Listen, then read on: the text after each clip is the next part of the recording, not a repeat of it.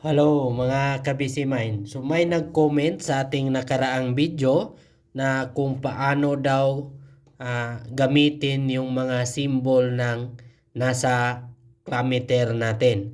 So, may 5 na symbol ng clammeter tester na ito na digital. So ngayon, isa-isahin natin yan sa pagpaliwanag kung saan ito ginagamit. So unahin natin yung symbol na ito. So ang symbol na ito ay continuity. So tinitest natin yung continuity kung wala bang putol. So tutunog din ito. May buzzer yan. So unahin natin yan sa pagtesting gamit ang continuity. So halimbawa nito ay yung wire. Titingnan natin kung wala bang putol sa gitna. So, isa pang halimbawa dito ay yung fuse. So, ngayon, iset natin sa continuity. So, may isang fuse tayo na testing natin. So, bago natin i-testing, i-short muna natin yung test pad. So, kapag tutunog ito, ibig sabihin gumagana yung multi-tester na digital natin. Yan. So, ngayon, mag-testing tayo ng fuse.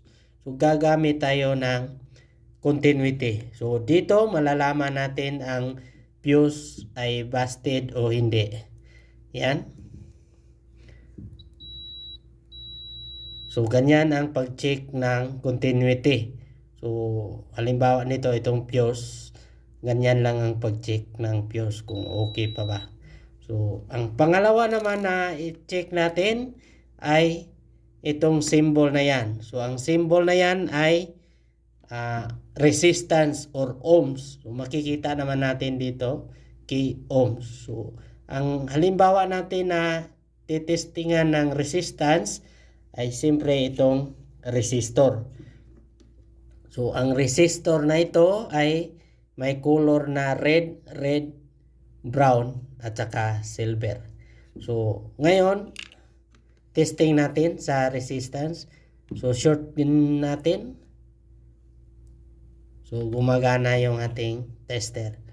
Test natin yan. So, walang problema, hawakan natin yan. Basta sa kabilang test pad ay hindi natin hawakan para hindi mabasa yung resistance ng ating kamay. So yan, may 217.8 ohms. So actually, ang resistance na ito ay, ang color code niya ay red, brown. Ang value nito ay 220 ohms. Digital na clammeter, minsan may difference niyan sa pag-reading. Kasi digital yan. So, ang tamang value nito ay 220 ohms. So, ngayon, 217.9 lang ang mabasa sa digital. Kung alam din natin kung paano magbasa ng color coding, so hindi na kailangan ang tester. Kasi alam na natin ang value ng resistor. So, pinapaliwanag ko lang ang gamit ng symbol na ito ng clammeter. So, ngayon, pupunta naman tayo sa symbol na B na may dalawang guhit. Yung isa ay putol-putol. Ang tawag niyan ay DC, Direct Current Voltage. So, yan. So, ang halimbawa na i-testing natin diyan ay yung battery. So, positive yung red, negative yung black. Yan. So, may 5.7 volts. So, direct current yan. So, hindi pwedeng magkabaliktad yan. So, pag binaliktad natin, yan, mag-negative dito. Ang reading, negative 5.7. Okay?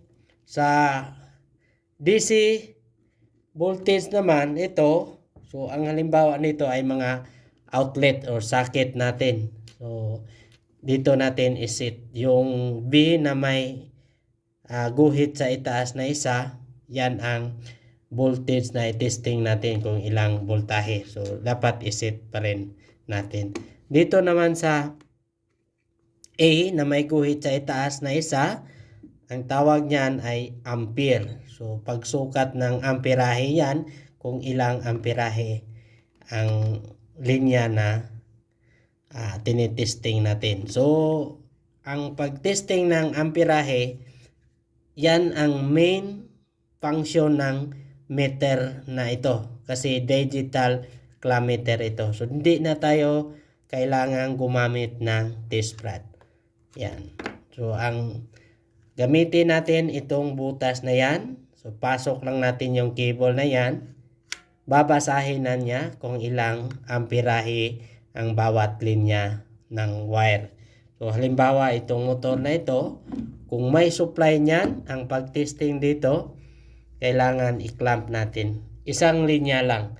So, babasahin niya dito kung ilang amperahe ang dumadaloy niyan. So, bawat linya, isa-isahin natin pag-clamp ganyan.